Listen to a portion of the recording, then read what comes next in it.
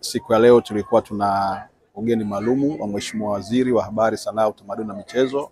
ambapo ametembelea pamoja na uongozi mzima wa wizara katika ofisi za sanaa na utamaduni katika ofisi zetu Mwanakwerekwe, lakini pia baadaye tumefanya kikao cha wafanyakazi wa idara hizi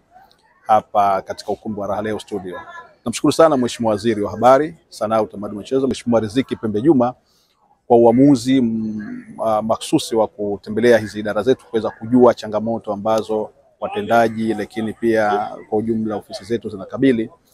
katika utekelezaji wa majukumu yetu, pamoja na jitihada nzima ambapo kwa kuwa taasisi tumekuwa tukizifanya kuhakikisha kwamba majukumu yetu tuliyopangiwa kwa mujibu wa miongozo, sheria na taratibu nyingine zinafanyika vizuri.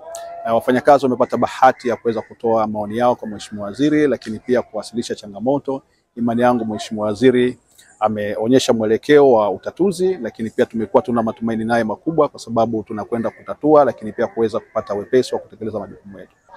Mheshimiwa Waziri amesema kwamba ni mpenzi wa sanaa, lakini pia tumeona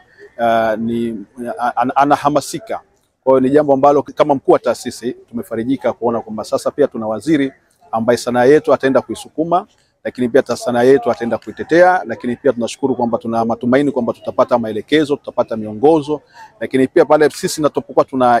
tunahisi tumshauri Mheshimiwa Waziri juu ya namna bora ya kufanya kazi, lakini pia namna bora ya kukuza sanaa, tunahisi kwamba Mheshimiwa Waziri atapokea vizuri. Katika eneo la maadili, mila na desturi zetu, Mheshimiwa Waziri amegusia pamoja na kutenda majukumu mbalimbali, sisi kama wasimamizi wa sanaa na utamaduni tumetakiwa kuhakikisha kwamba maadili, mila na desturi kwa mujibu wa sheria ya Baraza la Sanaa tunaendelea kuenzi lakini pia kuyalinda. Mheshimiwa Waziri ametutaka tuhakikishe kwamba wasanii tuwashajihishe katika kufanya kazi zao, wawe wasanii wa ngoma, wawe wasanii wa filamu, wawe wasanii wa ushairi, au wasanii wa mavazi, wasanii wa ubunifu wa mavazi, wanazingatia maadili katika kazi zao. Na kwa hili tutaendelea kuwahamasisha lakini pia kuwaelimisha umuhimu wa kuwa na kuzingatia maadili katika kazi za sanaa, kwa sababu siku zote tunasema maadili yetu ndiyo utu wetu. Tutapokuwa tunaharibu maadili, tutapokuwa tunaharibu utamaduni, basi tujue kwamba tunaondosha haiba ya nchi, lakini pia tunapoteza utu wetu na taifa letu.